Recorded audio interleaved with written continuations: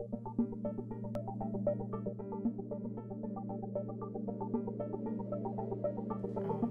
name is Ayaan Hirsi Ali.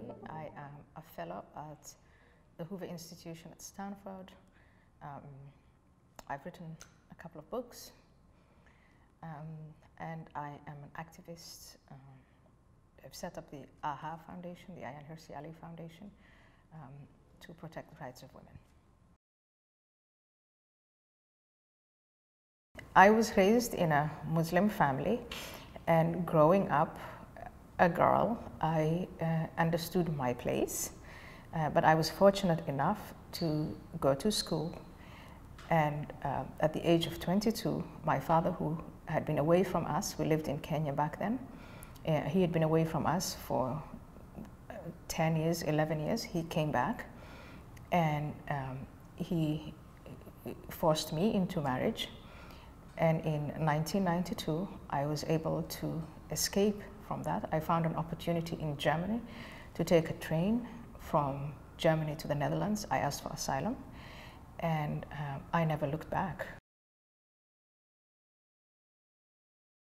In 2001, after the attacks in the United States of America on the World Trade Center and Washington, a debate started, of course, as we all know, on whether what happened had anything to do with Islam or not. And I took the position that yes, Islamic terrorism has everything to do with Islam. And being a Muslim myself, and as a teenager, I had become a part of the Muslim Brotherhood movement. I understood that what these men did, who killed themselves and 3,000 others, were acting based on their religious convictions. And as I participated in that debate, I also evolved and started to allow the questions that I had always had about my own religion, about Muhammad, about the Quran. I managed to not only ask those questions, but to answer them in a way that I chose not to be a Muslim anymore. Well, I first realized that it was very dangerous to come out and say, I'm following my conscience, and in my conscience, I do not believe in all the tenets and all the, the Islamic doctrine. Soon after that, I was threatened, and I have been living with armed protection from October of 2002 until now. In 2004, I made a film submission with Theo van Gogh. The film was about bringing awareness to the plight of women in Islam. We had taken verses from the Quran and put them on the bodies of 5 different women, and 4 of these women were showcasing what it is that the Quran says about women. For instance, the forced marriage, the husband who is licensed to beat his wife, women being covered up from head to toe, and the flogging, because the Quran says that men and women who are adulterers should be flogged, but in practice we know that it's the women who do get flogged. And that's, we wanted to showcase, this is what the Quran says. And in the 21st century, this is how women are treated. And this is all justified from the Quran. Unfortunately, Theo van Gogh did not have armed protection. And he was murdered on the streets of Amsterdam one Tuesday morning. A Muslim fanatic came after him, took him off his bicycle, shot him, and stabbed him, and left a very long, rambling letter for me, pretty much a fatwa for me, threatening to kill me and inviting other Muslim fanatics to do the same.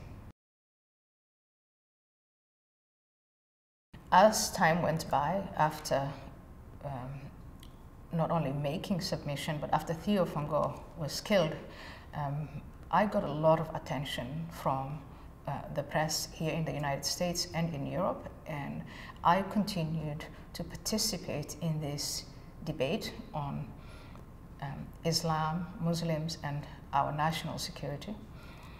And in October of 2010, I believe, I took part, one of the debates that I took part in was for Intelligence Squared, based here in New York. I debated Maajid Nawaz, and the motion that was to be debated was Islam is a religion of peace. Of course, I took the position that Islam is not a religion of peace. It could one day become a religion of peace, but at the moment it is not. Maajid was on the other side of the motion. He was defending the motion. He was saying Islam is a religion of peace. Today, Maajid and I have become very good friends, and he has changed positions. He now says, and has written a wonderful book with Sam Harris, that what Islam really needs is to go through a reformation, to go through a process of enlightenment like other religions. And I do welcome that. That makes me optimistic, because I believe that human beings, once you appeal to their reason, I think every human being is endowed with reason. Once they get to, they're allowed to think things through, and once they stop being terrified, and religion does that, and Islam in particular does that, is, people get terrified, they are too scared to think. But once that happens, once people are not scared and are able to think through these things, then they evolve like Maajid. And I think there is a very real possibility that Muslims can become like Maajid Nawaz, evolve, move forward, and embrace the values of the Enlightenment.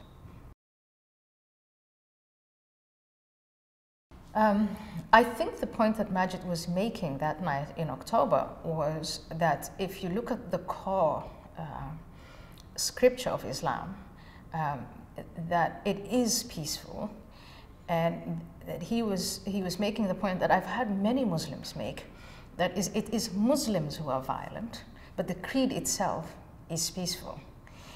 And okay, I was frustrated, and of course I'm always frustrated by people who take this position, because all you have to do is look at the creed itself. Open the Quran and read it, and read these verses that urge believers to be violent. Look at not only what Muhammad said, which is so obviously violent, but what he did. This man led wars, he led campaigns to Islamize. He oversaw his men beheading people. He took, he participated in the beheading of people he designated as enemies. So to argue that scripture itself and the founder of Islam was peaceful is, it's false, and it's frustrating to listen to that. It's frustrating to listen to people who are educated, who are able to read and write, who are able to reflect on this history and hear them deny, hear them make excuses for this. It's very frustrating. But again, I grew up a Muslim myself, and every time as a young woman I would have a question mark about any of these issues, I remember just being too terrified internally within my own conscience, terrified of being burned to hell, burning in hell, living in eternal fire. So even though I was frustrated, I still understand where that comes from.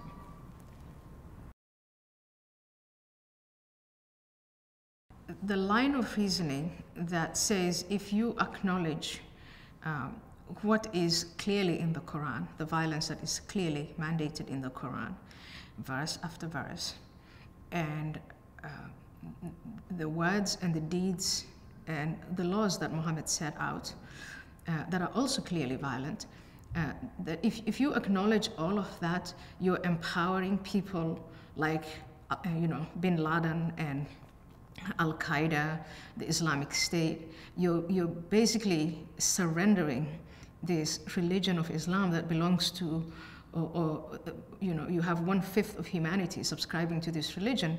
You're giving it to this fringe of violent people. I think that line of reasoning is flawed. It is flawed because when it comes to the platform of ideas, what the guys like bin Laden have done is they use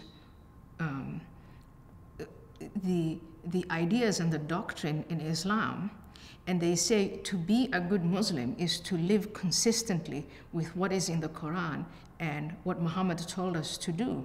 So they then have this coherence, and coherence in terms of, you know, persuading people to change their minds or to behave in a certain way. Consistency and coherence are very, very powerful concepts. So instead of making this flawed argument in which we are going to have to say things that are false about Islam, such as, you know, it's a religion of peace, to deter people from being violent, I think it is more powerful if we acknowledge what is in the Quran and then appeal to the conscience of those Muslims who are not violent. Because what they'll do is what I did and what Majid eventually did, which is to say, when it comes to a conflict between what my conscience tells me and what the Quran orders me to do, what Muhammad orders me to do, I am going to go with my conscience. That is real reform. That is, you know, for me, that is a true, you know, people truly being evolved instead of, you know, condescending to Muslims, patronizing them, you know, telling them your religion is peaceful when it really isn't. Because look at the guys like Abu Bakr al-Baghdadi, the head of ISIS. He is appealing to Muslims who say that they want to be true and good Muslims. And so he is saying, to be a true and good Muslim, you have to submit, as you're told, to the will of Allah. And if the will of Allah desires that you engage in jihad, then you engage in jihad. If you don't, you're not a true Muslim. That is not me or other atheists or non-Muslims putting Muslims in, you know, between a rock and a hard place. It is a fellow Muslim who is appealing to their sense of reason and is presenting them with what is coherent and consistent in the Quran and in the example of the Prophet Muhammad. And it is up to individual Muslims to either reason themselves out of that or to go along with him. And I mean, this is too long, but in my book, Heretic, I make a distinction between these three profiles of Muslims. Muslims who want to follow Muhammad and the Quran in the Medina rendering, and I call them the Medina Muslims. You know, they see Islam as a political tool. They want to bring about Sharia law or Islamic law. They want to follow in the footsteps of Muhammad in Medina. Then there's this other group, the Mecca Muslims. They want to eat their cake and have it too. They want to say, I'm a Muslim, a good Muslim, and I'll follow Muhammad in his, you know, when he was in Mecca and when he preached and prayed and fasted and, you know, all of these aspects within Islam that we think of as religion, but I'm going to ignore the Medina part. And then you have the modifiers, you know, people like Majid now who are coming around and saying, it's not enough to stick your head in the sand. It's not enough to just say, I'll only follow what happened in Mecca. We need to modify. We need to engage, and not only with scripture, but also engage with the Medina Muslims who have an agenda. And if we don't engage with them, we're going to lose this battle to them. Okay, so by taking the position that Islam is a religion of peace, you're not solving the problem. You're not making Islam more peaceful. You just, you know, it's intellectual dishonesty. You're condescending. If you're a Muslim and you really believe that Islam is a religion of peace, then you either haven't read the Quran, you haven't read the Hadith, you don't know anything about the history of Islam, the jurisprudence of Islam and the praxis of Islam today. I mean, think of the countries like Saudi Arabia that have as their constitution the Quran, have established Sharia law. Iran, are these countries peaceful? Is their legal system peaceful? Is it friendly to women, gays, unbelievers?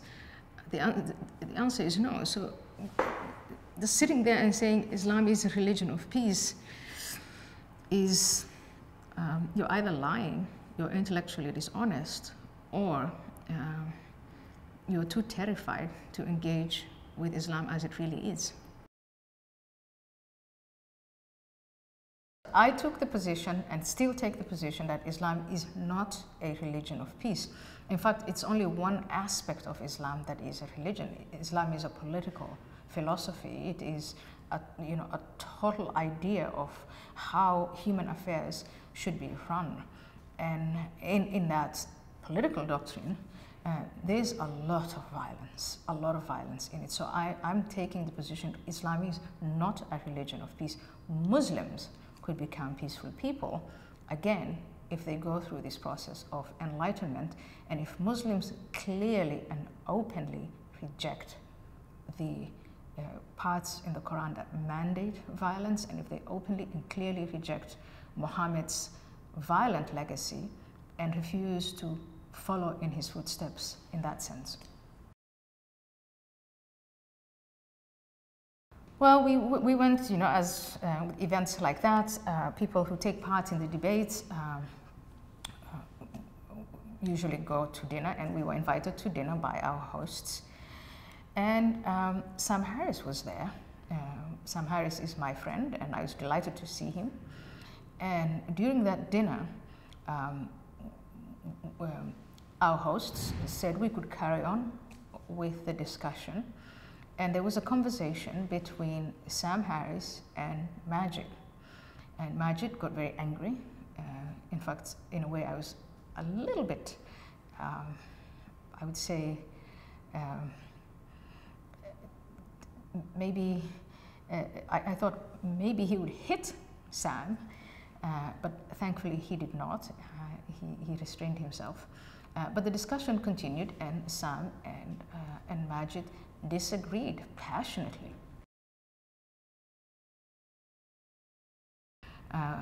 Majid and I met again,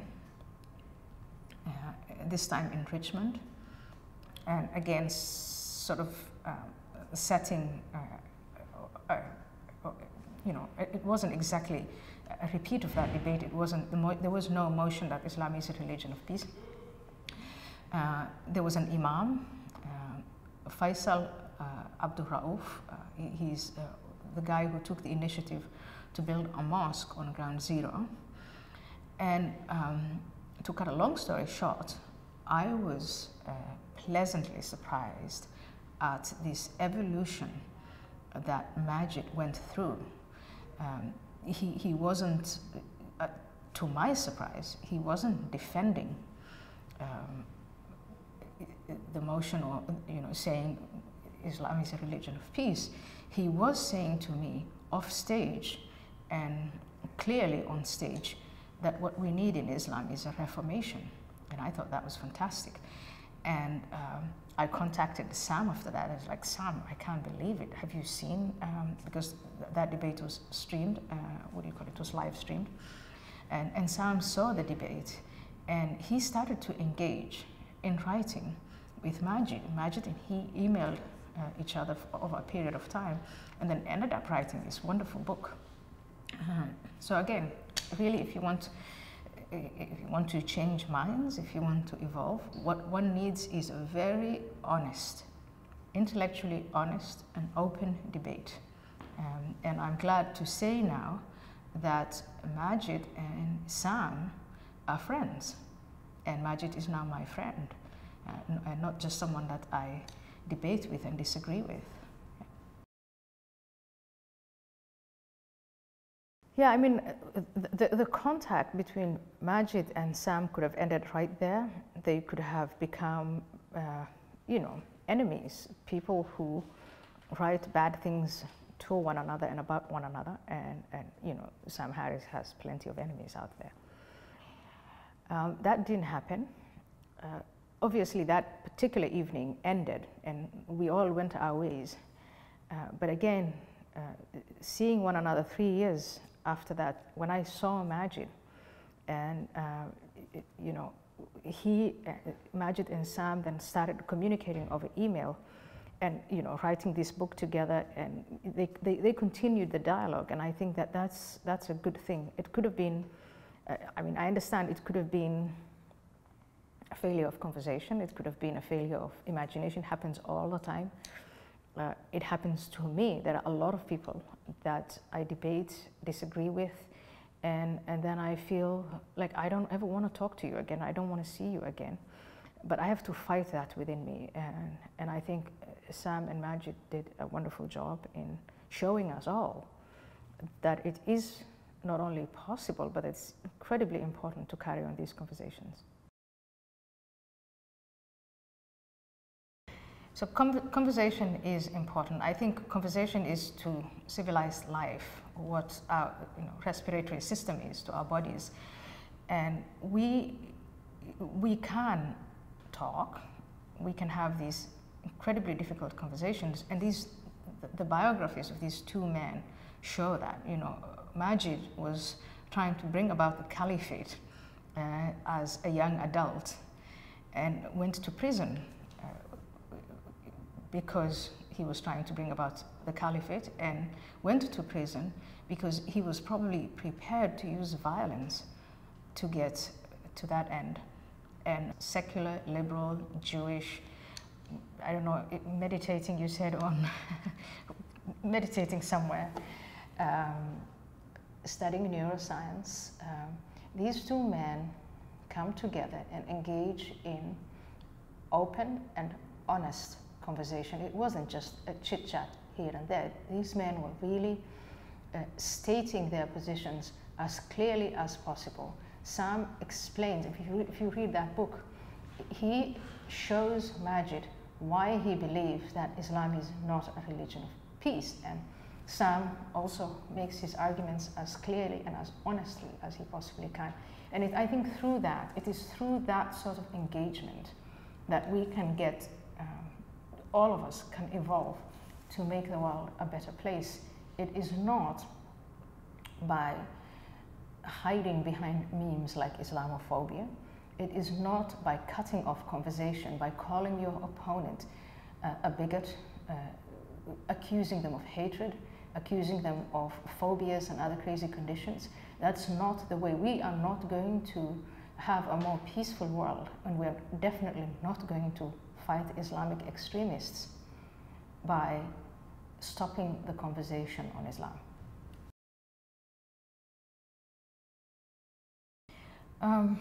I think Sam learned what I also learned, which is you've got to engage, and you have to remain engaged with the people who disagree with you. And maybe Sam always knew this. Maybe that's why he was engaging with Majid.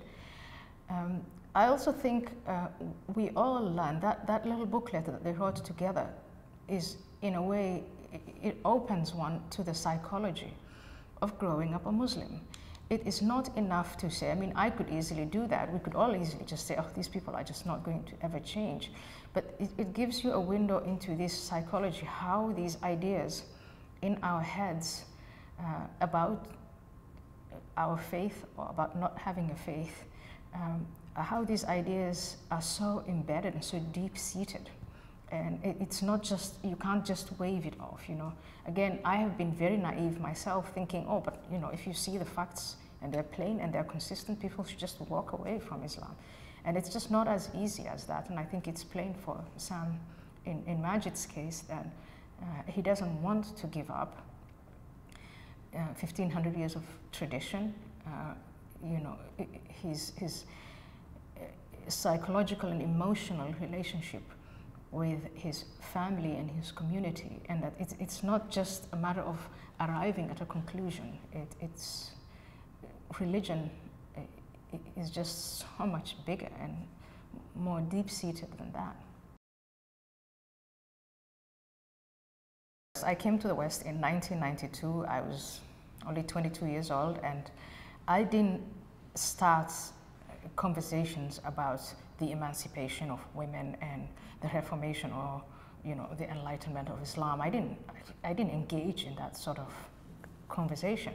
It was only after 9/11/2001 when people were trying to say, and a lot of people were back then, were saying this event that we've just seen has nothing to do with Islam, that these men who killed themselves, they killed themselves and they killed 3,000 people, that they did it because of American foreign policy, and, you know, there was this long list of reasons that were shoved into the national and international debate, and I disagreed with that. And it is in, you know, that process of saying these people were driven by conviction. It's a conviction I know, I understand. I could have been one of them. I know young men who could have been one of them. It's in that process that I was confronted, yes, with liberal atheists explaining to me that I was wrong about it. They didn't grow up with Islam. They weren't Muslims. What they were saying was false but well-intentioned. And the intention was this: if we separate Islam as a doctrine, as a religion, as a civilization, as a culture, from the actions, especially violent actions that are done in the name of Islam, we'll be protecting this minority of Muslim immigrants, or, you know, who've been living amongst us for generations, from the bigotry of white supremacists.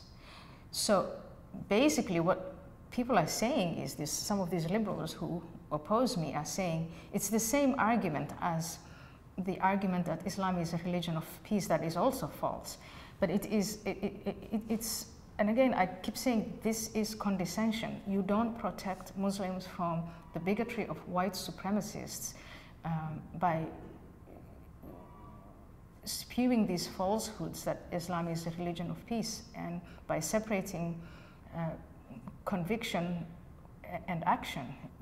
The arguments that liberals were advancing at the time was, you know, victims of colonization. Well, a lot of people were colonized who are not, and who didn't respond to a history of colonization by developing a narrative, a religious narrative of violence.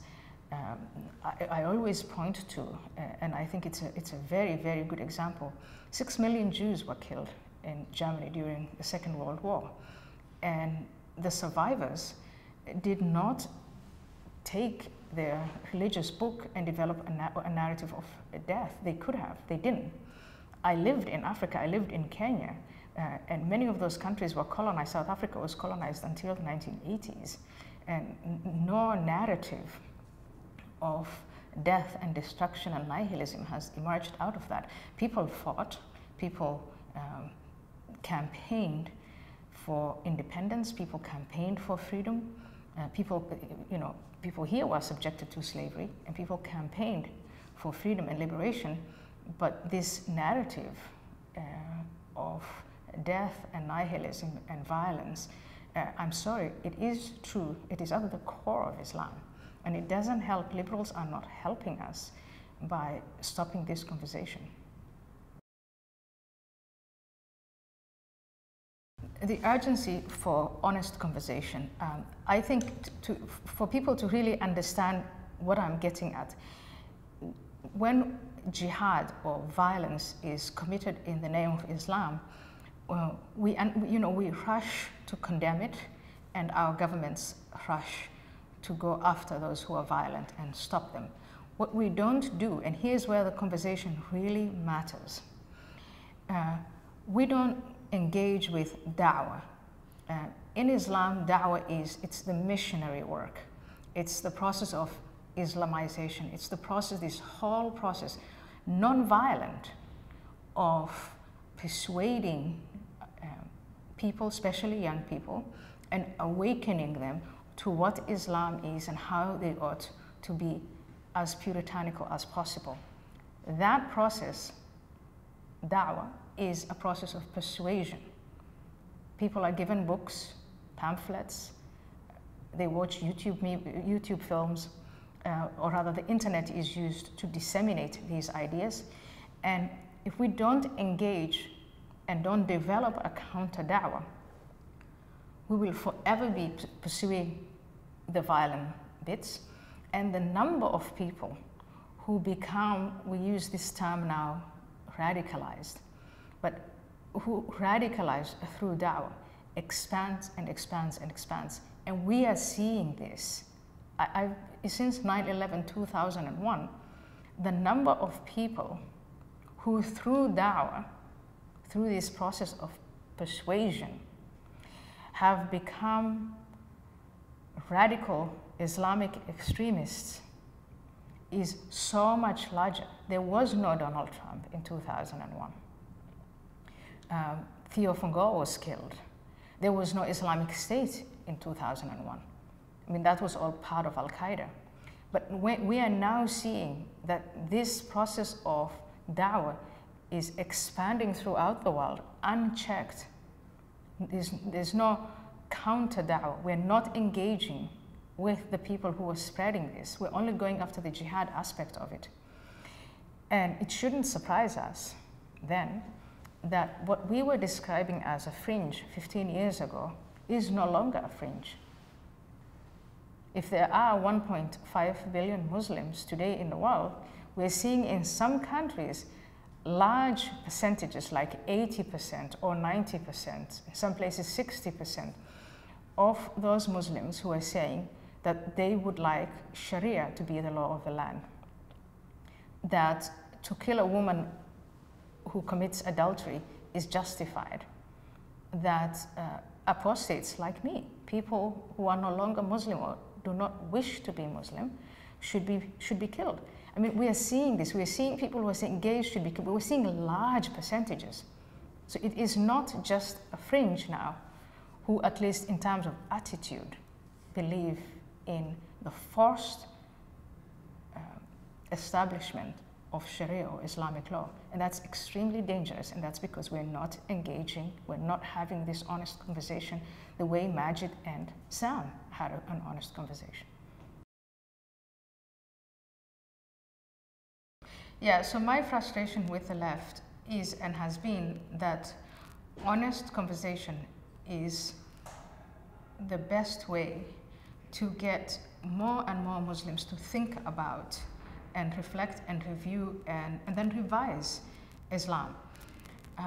But also, my frustration with the left is that this, their attempts to shut down conversation are counterproductive. They're counterproductive in the sense that if there's any kind, if people were, I'm talking about non-Muslims in the liberal West, if they were intolerant of Muslims, they will become more intolerant of Muslims if you shut down conversation. You abandon individuals, Muslims, who are really fighting to engage with their own communities and bring about this much needed conversation. They completely get abandoned. So I find right now that I came again to the West in 1992.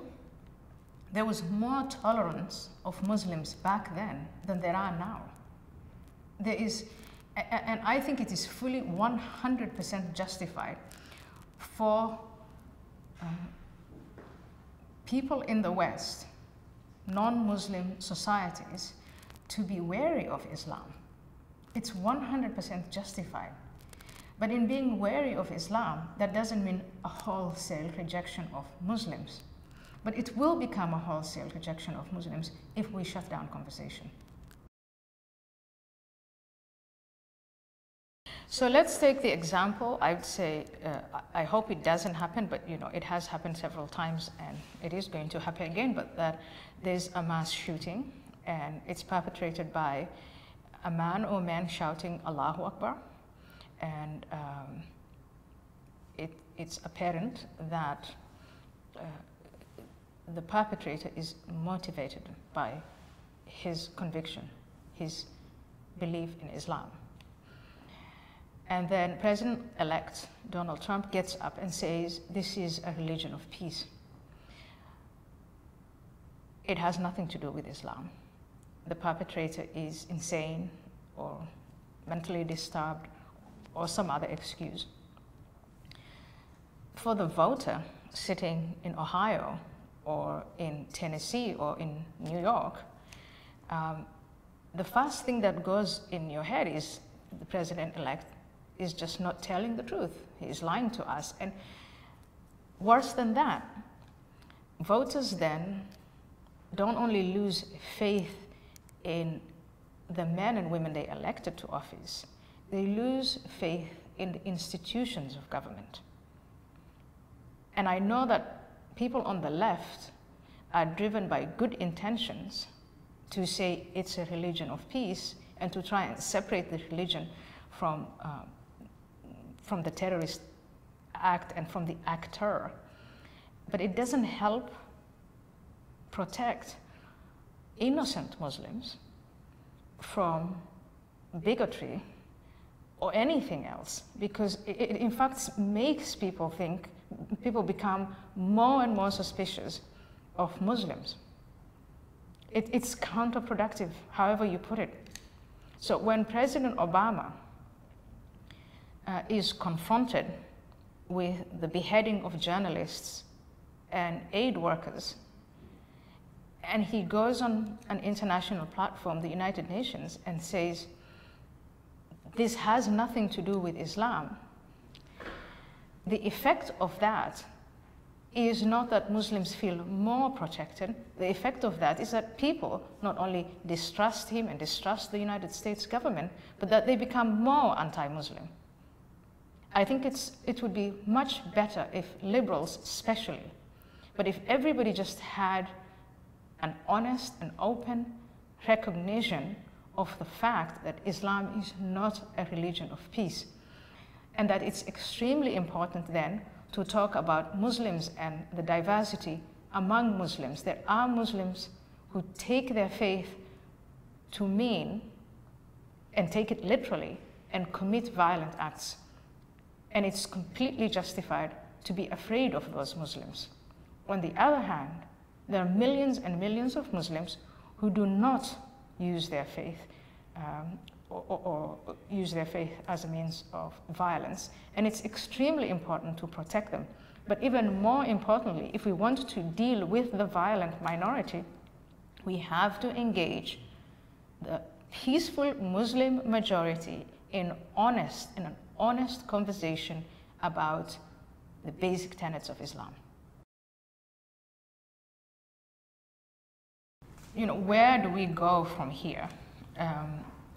I have been saying and continue to say that it is through this honest conversation about what Islam really is, what it means, and what those who want to establish Islamic law, what their agenda is. I think we need an open discussion of that.